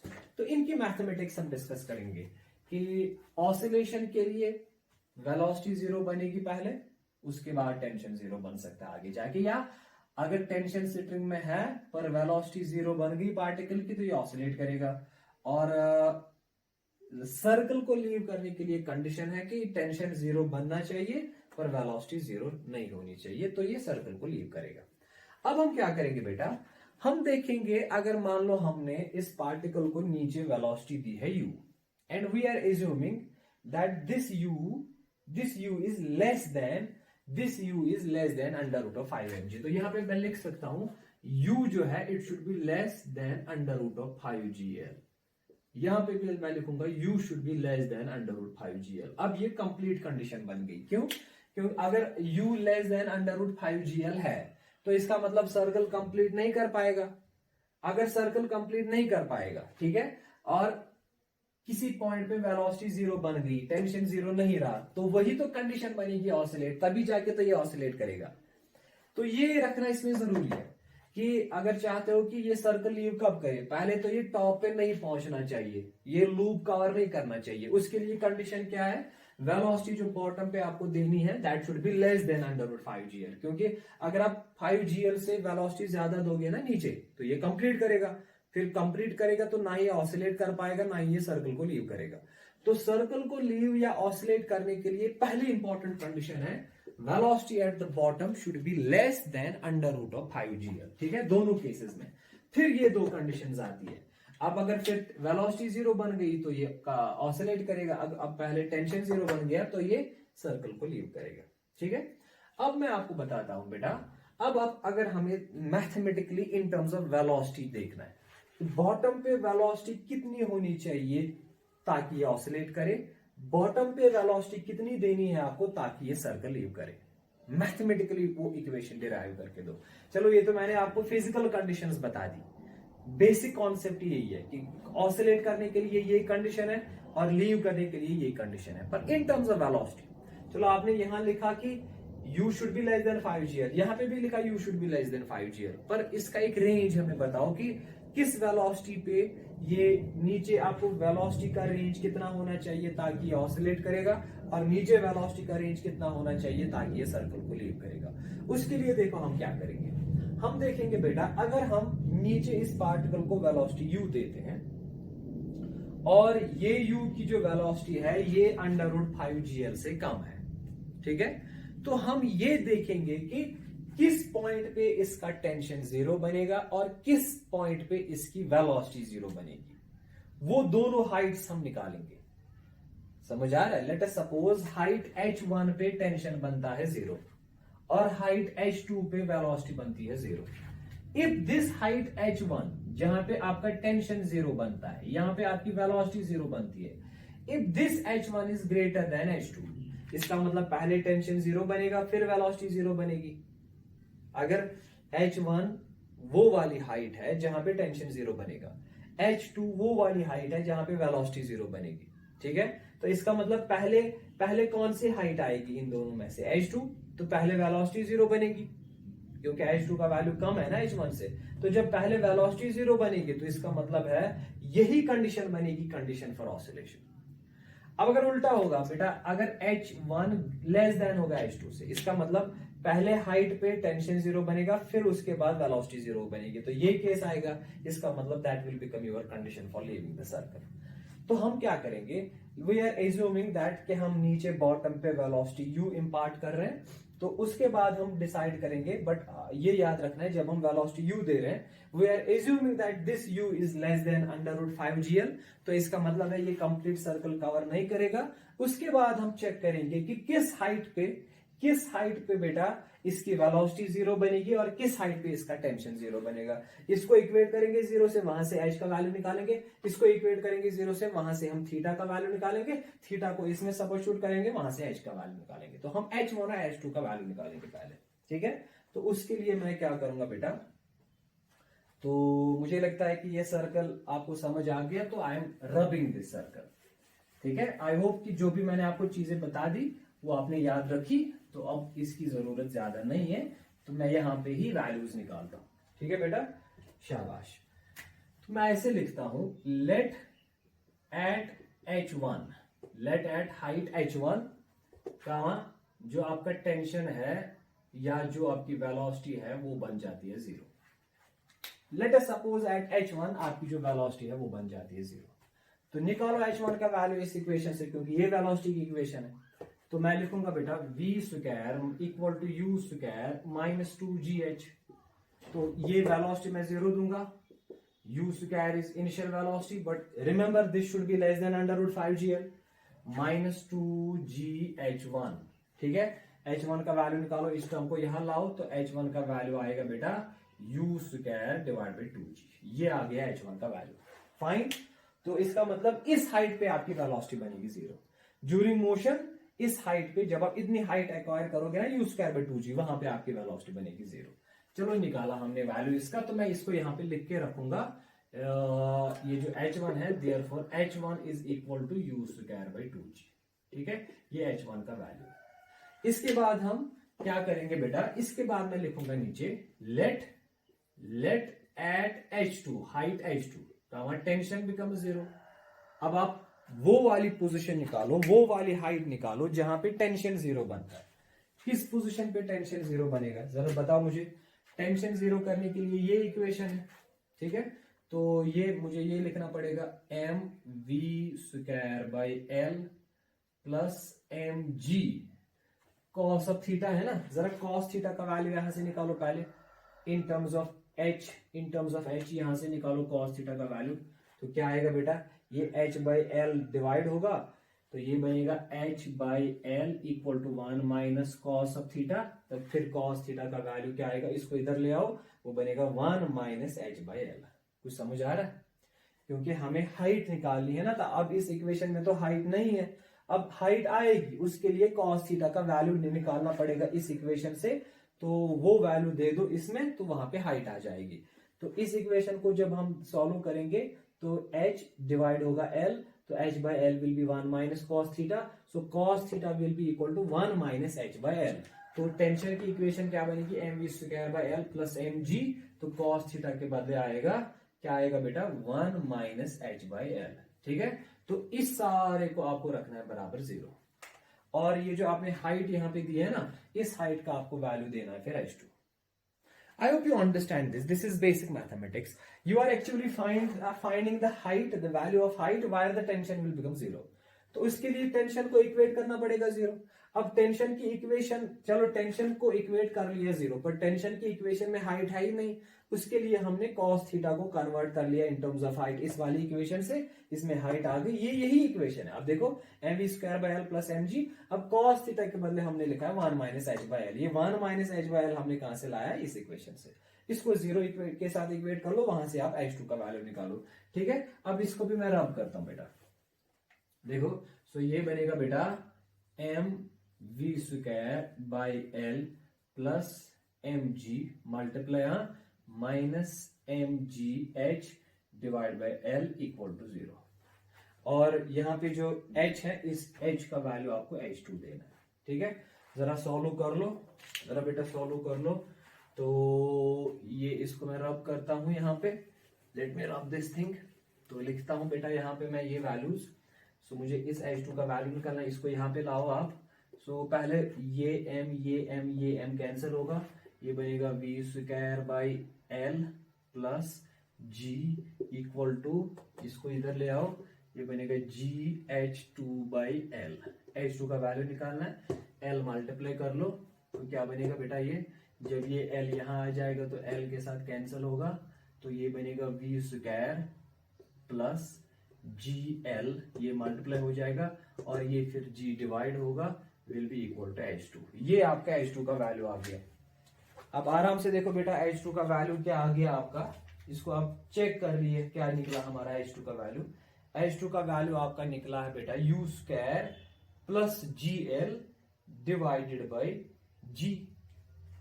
ठीक है, इसको फिर से देख लो बेटा। अब देखो बेटा, ये जो v है ना यहाँ पे इक्वेशन में, ये h2 की आपका वैल्यू निकल गया, पर this v is final velocity. आपको इनिशियल वेलोसिटी में कन्वर्ट करना पड़ेगा। जैसे आपने h1 in terms of initial velocity निकाली, इसी तरह यहाँ भी निकालना पड़ेगा। तो चलो इसको मैं रब कर देता हूं यहाँ पे। तो I will rub this thing.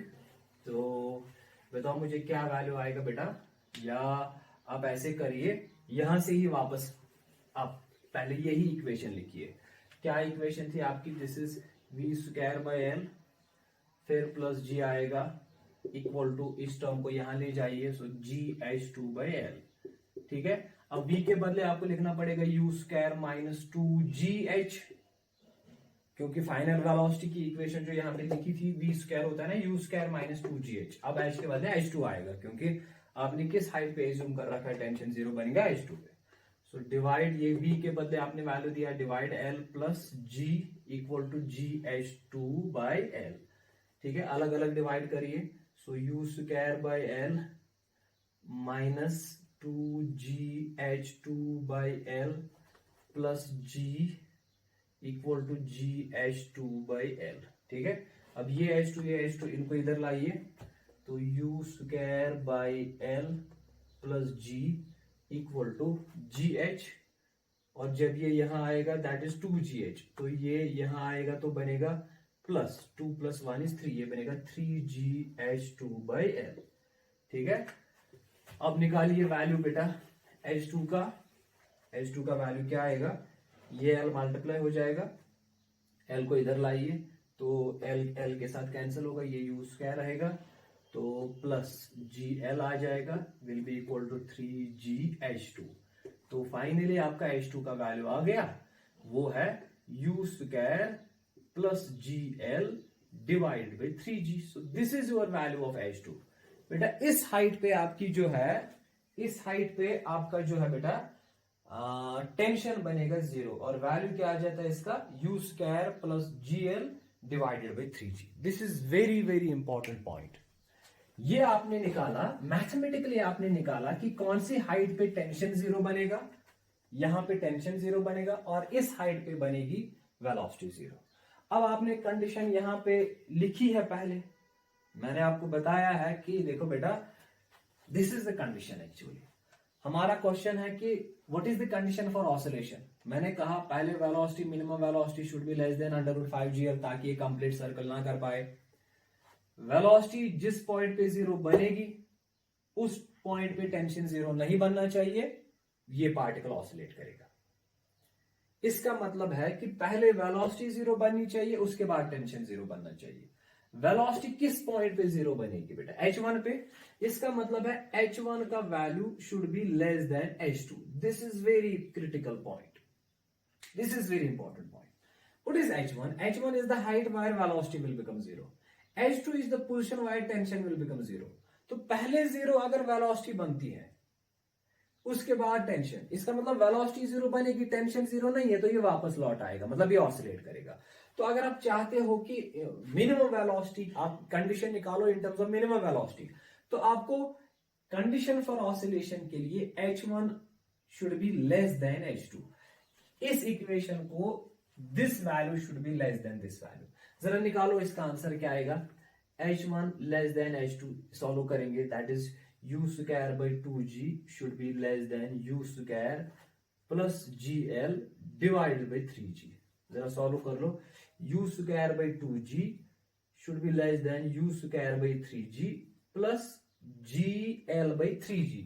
तो g कैंसिल, ये बनेगा l by 3, gl by 3g, ये बनेगा ना बेटा।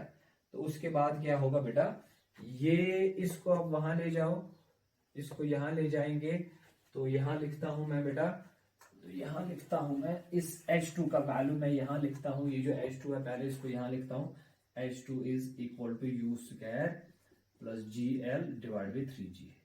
ठीक है, ये हाइट जहां पे टेंशन जीरो बनेगा, ये हाइट जहां पे वेलोसिटी जीरो बनेगी। अब कंडीशन फॉर ऑसिलेशन है, पहले वेलोसिटी जीरो बननी चाहिए, उसके बाद टेंशन जीरो बनना चाहिए, या जिस पॉइंट पे वेलोसिटी जीरो बनेगी उस पॉइंट पे टेंशन जीरो नहीं बनना चाहिए। तो इनडायरेक्टली आप कह सकते हो वेलोसिटी पहले जीरो उसके बाद टेंशन, क्योंकि जब वेलोसिटी जीरो होगी टेंशन तब जीरो नहीं होगा, ये ऑसिलेट करेगा। तो इसका मतलब पहले h1 आएगा, उसके बाद h2 आएगा। सो h1 should be less than h2, so this is h1, this is h2, तो हमने h1 लेस देन h2 रखा, तो सॉल्व कर लिया, तो यहां तक हम पहुंच गए। सो this is u square by 2g। तो हम क्या करेंगे बेटा, इसको आप यहां ले जाओ या इसको यहां ले जाओ, this is u square by 2g, this should be less than u square by 3g। इस इक्वेशन को जरा आप मुझे सॉल्व करके दो, मैं थोड़ा सा रब करता हूं बोर्ड। शाबाश बेटा, तो कर लो सॉल्व। तो इस टर्म को यहां ले जाओ, तो ये मैं यहां पे लिख रहा हूं, सो this is u square by 2g minus u square by 3g it should be less then L/3। ठीक है, तो ये इसको सॉल्व कर लो, यहां पे सॉल्व कर लो तो क्या आएगा बेटा, शाबाश, सॉल्व कर लो तो आंसर क्या आएगा, u² / 2g माइनस u²/3g, तो आंसर आएगा u²/6g should be less then L/3।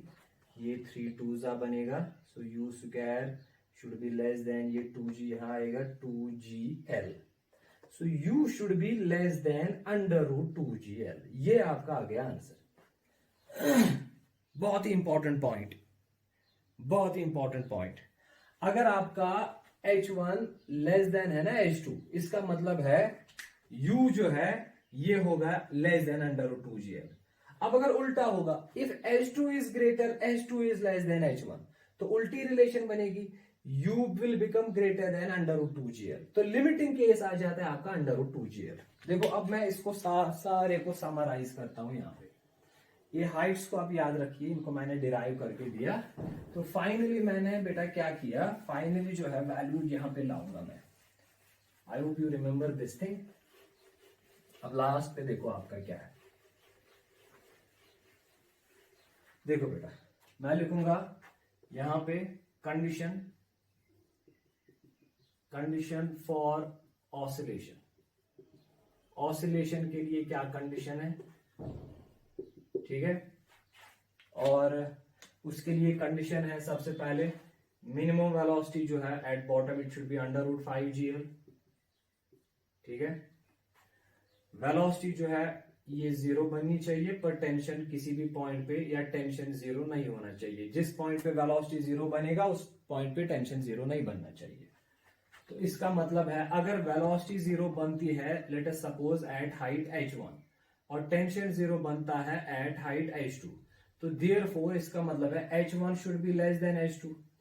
आपने h1 h2 दोनों का वैल्यू निकाला, h1 वो वाली हाइट है जहां वेलोसिटी 0 बनेगी, h2 वो वाली हाइट है जहां टेंशन 0 बनेगा। अब पहले वेलोसिटी अगर 0 बनती है फिर टेंशन 0 बनता है, इसका मतलब बॉडी ऑसिलेट करेगी। तो इस कंडीशन को फॉलो करके आपका ये रिजल्ट आ गया। ये तब पॉसिबल है जब u लेस देन होगा √2gl। ठीक है, अब देखो बेटा ये वाली कंडीशन और ये वाली कंडीशन को मिलाओ तो आंसर क्या बन जाता है, u शुड बी, यहां लिखता हूं बेटा मैं, u शुड बी इससे तो लेस होना चाहिए, लेस देन √5gl। ठीक है, but this u should be greater, u should be less than √5gl, u should be less than √5gl। इसका मतलब है u का वैल्यू 0 से लेके √2gl तक होना चाहिए।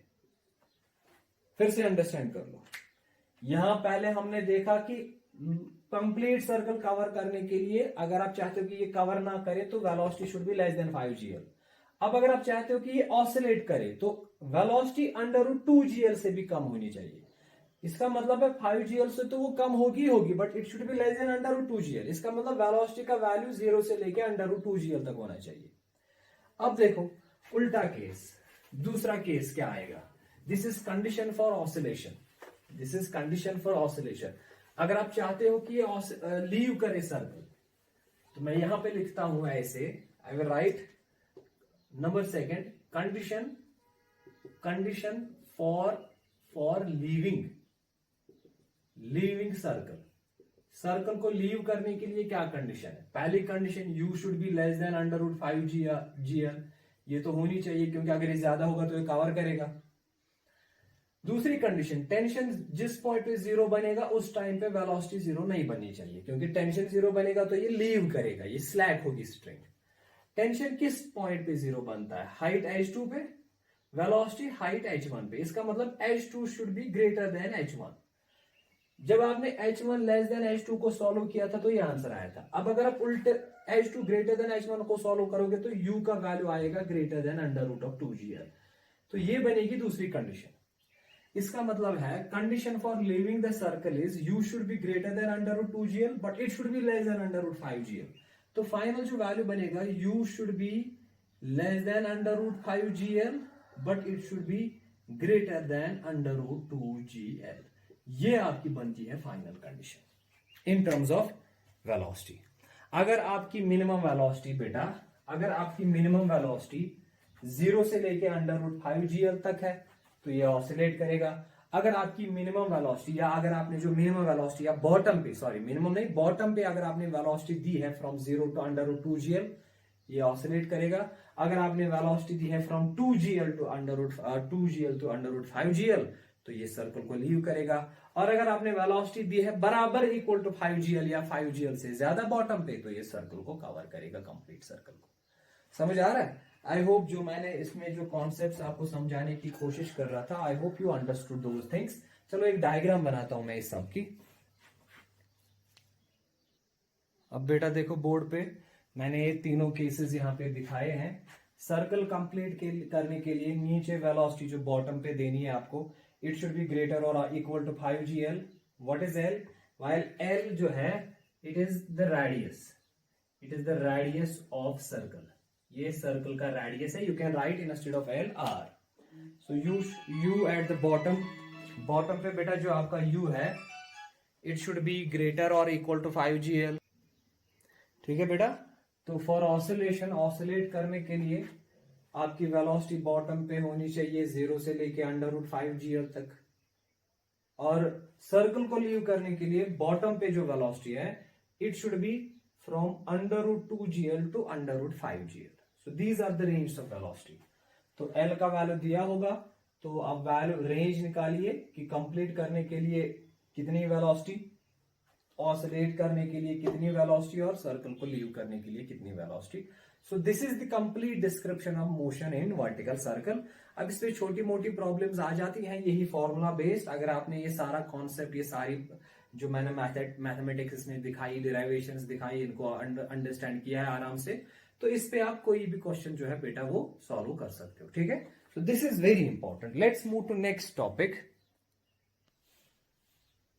अब देखो बेटा लास्ट टॉपिक जो इस यूनिट का बचता है सर्कुलर मोशन का, दैट इज सेंट्रीफ्यूगल फोर्स। और पहला जो पॉइंट मैं इसमें लिखूंगा that is this centripetal force is a pseudo force. मैंने बेसिकली आपको लॉज ऑफ मोशन में सीडो फोर्सेस पढ़ाए हैं। आपको रिपीट करवाता हूं बेटा, हमने पढ़ा है कि बेसिकली जो लॉज ऑफ मोशन है ना, those are valid actually in only inertial frame of references. अगर आपका इनर्शियल फ्रेम ऑफ रेफरेंस है, इसका मतलब है वो वाला सिस्टम है जो एक्सेलरेट नहीं कर रहा है, which is moving with constant velocity और विच इज एट रेस्ट। ऐसे फ्रेम ऑफ रेफरेंसेस को हम इनर्शियल फ्रेम ऑफ रेफरेंसेस कहते हैं। और इन्हीं फ्रेम ऑफ रेफरेंसेस में हम laws of motion, Newton laws of motion use कर सकते हैं। अब अगर आपका non inertial frame of reference है, मतलब वो वाला फ्रेम ऑफ रेफरेंस है, वो वाला कोऑर्डिनेट सिस्टम है, वो वाला सिस्टम है विच इज एक्सेलरेटिंग, ऐसे फ्रेम ऑफ रेफरेंसेस को हम non inertial frame of references कहते हैं। तो ऐसे फ्रेम ऑफ रेफरेंसेस के लिए हम laws of motion directly use नहीं कर सकते। अब अगर आप चाहते हो कि हम laws of motion non inertial frame of references के लिए भी यूज करें, तो उसके लिए आपको क्या करना है, आपको इस सिस्टम पे एक और फोर्स एक्सर्ट करना पड़ेगा, ऐड करना पड़ेगा। और उस फोर्स को हम कहते हैं SIDO force. SIDO force, for example if this is your frame of reference, ये आपका फ्रेम ऑफ रेफरेंस है और ये ऑब्जेक्ट है, ठीक है, इस पे बहुत सारे फोर्सेस एक्ट हो रहे हैं। अगर आपको लॉज ऑफ मोशन यूज करना है इस पे, मगर ये जो ऑब्जेक्ट है ना, ये जिस फ्रेम में है, ये फ्रेम अभी मूव हो रहा है इस डायरेक्शन में विद एन एक्सेलरेशन ए। बेटा अगर आप बाहर से देखोगे, अगर ऑब्जर्वर इस फ्रेम से बाहर है, इसका मतलब ऑब्जर्वर ये फ्रेम इनर्शियल, ये जो फ्रेम ऑफ रेफरेंस है वो ये कंसिडर नहीं कर रहा है, ऑब्जर्वर बाहर यहां पे खड़ा है, ठीक है। तो अगर बाहर है ऑब्जर्वर, मान लो अर्थ पे है, ग्राउंड पे है, तो we generally treat this earth as an inertial frame of reference. तो ये ऑब्जेक्ट इस ऑब्जर्वर के हिसाब से, ये जो ऑब्जेक्ट है it is also accelerating with acceleration A. तो जब ऑब्जर्वर इसकी फ्री बॉडी डायग्राम बनाएगा तो वो इसको रखेगा कि this object is accelerating in this direction. अब अगर ऑब्जर्वर खुद इसी फ्रेम ऑफ रेफरेंस में है, इसी डब्बे में है, इसी सिस्टम में है, तो इसका मतलब है जो फ्रेम ऑफ रेफरेंस यहां पे आ गया वो नॉन इनर्शियल है। पहले तो ऑब्जर्वर बाहर था, तो जो फ्रेम ऑफ रेफरेंस उसने कंसिडर किया था वो इनर्शियल था because it was at rest. अब ऑब्जर्वर खुद इसी सिस्टम में है, इसी डब्बे में है, तो इसका मतलब है observer is a non inertial frame of reference. अब अगर ऑब्जर्वर इसको एनालाइज करना चाहता है तो इस पे इसको एक फोर्स एक्सर्ट करना पड़ेगा, ऐड करना पड़ेगा, जिसकी डायरेक्शन इस एक्सेलरेशन के अपोजिट में रखते हैं हम, और उसका मैग्नीट्यूड होता है, इसका मास कितना है, फॉर एग्जांपल m, और इस सारी सिस्टम की एक्सेलरेशन कितनी है, दैट इज a। तो ये जो m a है ना बेटा, इसको हम कहते हैं सीडो फोर्स, और ये सीडो फोर्स हम इस पे ऐड करते हैं, फिर जाके हम इस पे जो है लॉज ऑफ मोशन यूज कर सकते हैं। तो अगर ऑब्जर्वर खुद non inertial frame of reference में खड़ा है, उस टाइम पे किसी भी ऑब्जेक्ट को एनालाइज करने के लिए हम एक सीडो फोर्स एक्ट करते हैं, सीडो फोर्स ऐड करते हैं। उसका मैग्नीट्यूड होता है ma, m is the mass of object, a is the acceleration of the entire system, और इसकी डायरेक्शन होती है opposite to the direction of that frame of reference. तो ये मैंने for better understanding you can go to laws of motion, मैंने सिखाया है, मेरी वीडियोस अवेलेबल है, वहां पे आप सीडो फोर्सेस का एक टॉपिक है, मैंने वहां पे डिस्कस किया, उसको आराम से देखिए। तो बेटा इसी सीडो फोर्सेस की कैटेगरी में एक फोर्स आ जाता है जिसको सेंट्रीफ्यूगल फोर्स कहते हैं। बेसिकली सर्कुलर मोशन में अगर आपका non inertial frame of reference है, तो non inertial frame of reference में लॉज ऑफ मोशन यूज करने के लिए आपको एक फोर्स ऐड करना पड़ता है जिसकी डायरेक्शन होती है away from the centre of the circle. उस फोर्स को हम कहते हैं सेंट्रीफ्यूगल फोर्स। फॉर एग्जाम्पल मान लो बेटा ये एक एक्सिस है, और ये मान लो ये एक टेबल है, दिस इज ए टेबल। ये जो टेबल है ना बेटा, ये रोटेट कर रहा है with N angular velocity omega, ठीक है। और इस टेबल पे यहां पे एक ऑब्जेक्ट है, दिस इज एन ऑब्जेक्ट, इसका मास जो है वो m है। अब इस टेबल के साथ साथ ये ऑब्जेक्ट भी रोटेट कर रहा है, और मान लो ये सेंटर लाइन से दूर है एट अ डिस्टेंस r, ठीक है। तो इसका मतलब है जब ये टेबल रोटेट करेगा विद एंगुलर वेलोसिटी ओमेगा, ये ऑब्जेक्ट जो इस टेबल पे खड़ा है ये भी रोटेट करेगा विद एंगुलर वेलोसिटी ओमेगा। तो जब आप इसकी मोशन एनालाइज करोगे ना इस ऑब्जेक्ट की, तो आप देखोगे ये ऑब्जेक्ट सर्कल में मूव कर रहा है, और इस सर्कल का जो रेडियस है दैट इज r, और इस ऑब्जेक्ट का जो मास है दैट इज m, और इसकी जो एंगुलर वेलोसिटी है दैट इज ओमेगा, ठीक है। क्योंकि टेबल के साथ साथ ये ऑब्जेक्ट भी मूव कर रहा है, तो इसका मतलब this object is undergoing circular motion with N angular velocity omega. अब अगर आप इसको एनालाइज करना चाहोगे, आपके पास दो कंडीशंस है, या तो ऑब्जर्वर खुद इसी टेबल पे खड़ा है, या तो ऑब्जर्वर बाहर ग्राउंड पे खड़ा होगा। मतलब या तो ऑब्जर्वर अगर बाहर रेस्ट में है, ग्राउंड पे खड़ा है, तो इसका मतलब है जो फ्रेम ऑफ रेफरेंस उसने सिलेक्ट किया है दैट इज इनर्शियल। अब अगर ऑब्जर्वर खुद इसी टेबल पे खड़ा है, तो इसका मतलब है ऑब्जर्वर जो है, जो फ्रेम ऑफ रेफरेंस उसने लिया है दैट इज नॉन इनर्शियल, क्योंकि ये रोटेट कर रहा है, सर्कुलर मोशन है, rotation is a non uniform motion, rotation itself is an accelerated motion. जब रोटेट होती है, जो रोटेशन है या जो सर्कुलर मोशन है, ये तो नॉन यूनिफॉर्म मोशन है, इसमें बॉडी एक्सेलरेट करती है। तो इसका मतलब है अगर ऑब्जर्वर खुद टेबल पे खड़ा रहेगा, वो भी सर्कल में मूव कर रहा है, वो भी एक्सेलरेट कर रहा है, ये सारा सिस्टम एक्सेलरेट कर रहा है, तो इसका मतलब है that is a non inertial frame of reference. और उस टाइम पे अगर इसकी फ्री बॉडी डायग्राम बनानी होगी, तो इस पे एक और फोर्स ऐड करना पड़ेगा, उसको हम कहेंगे सीडो फोर्स। उसकी डायरेक्शन होगी अवे फ्रॉम द डायरेक्शन जो इसकी एक्सेलरेशन की डायरेक्शन होगी। तो यहां पे मैं आप दो चीजें दिखाऊंगा। अगर आप इनर्शियल फ्रेम लेंगे, इनर्शियल फ्रेम का मतलब है इफ ऑब्जर्वर इज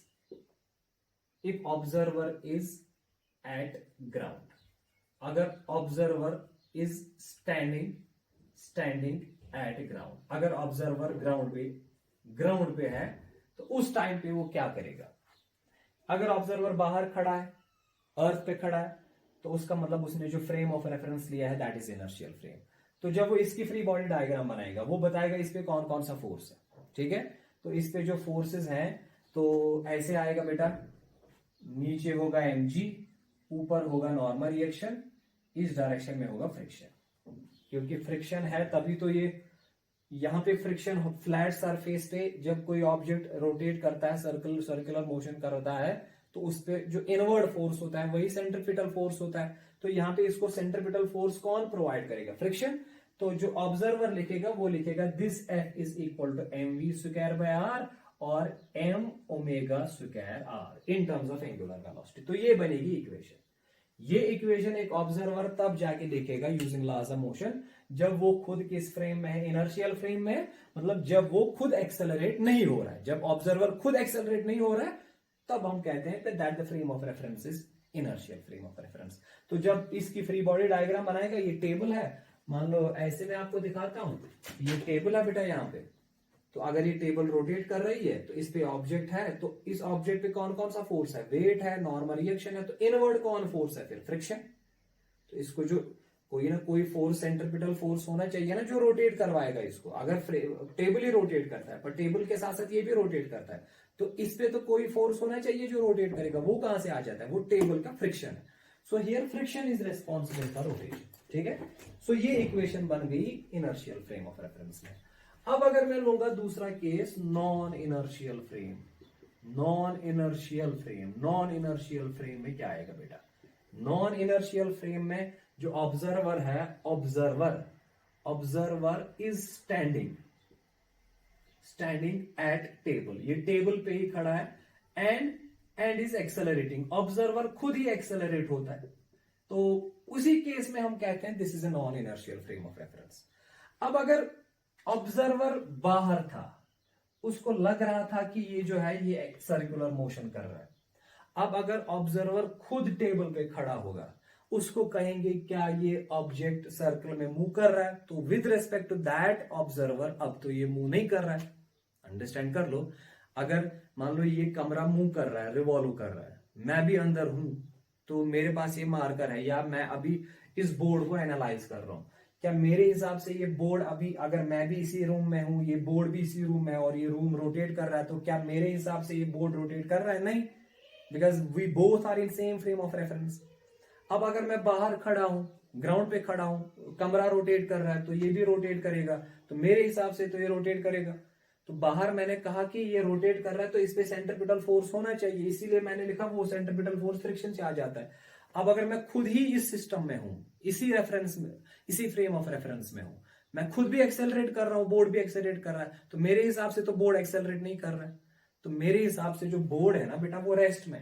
पर ऐसे सिचुएशंस में आपको क्या करना पड़ेगा, ये जो ऑब्जेक्ट है ना, इसको रेस्ट में लाने के लिए आपको एक फोर्स ऐड करना पड़ेगा, और वो फोर्स जो है it must be directed away from the centre, क्योंकि बाहर आपको लग रहा था कि इस पे सेंट्रिपिटल फोर्स इनवर्ड है।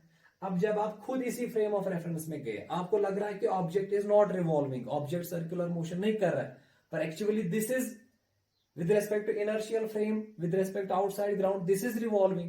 So इसको रेस्ट में लाने के लिए आप क्या करेंगे, जब इसकी फ्री बॉडी डायग्राम बनाएंगे, mg डाउनवर्ड आएगा, नॉर्मल रिएक्शन अपवर्ड आएगा। आपने जो यहाँ पे इस पे जो सेंट्रिपिटल फोर्स इनवर्ड था ना, इसके बदले आपको एक फोर्स आउटवर्ड देना पड़ेगा। अगर ये सेंटर यहां से है, centripetal force is directed toward centre, but centrifugal force is directed away from centre, this is a pseudo force, और इसका मैग्नीट्यूड बराबर इसी सेंट्रिपिटल फोर्स के बराबर होता है। So this centrifugal force will be equal to mv square by r, और this will be equal to m omega square r। फिर से अंडरस्टैंड कर लो बेटा, सेंट्रिपिटल फोर्स की रिक्वायरमेंट तब होती है जब आपको लगेगा कि ऑब्जेक्ट सर्कल में जा रहा है, और सेंट्रिफ्यूगल फोर्स की रिक्वायरमेंट तब है जब आप भी और जो ऑब्जेक्ट आप ऑब्जर्व कर रहे हो दोनों सर्कल में जा रहे हैं।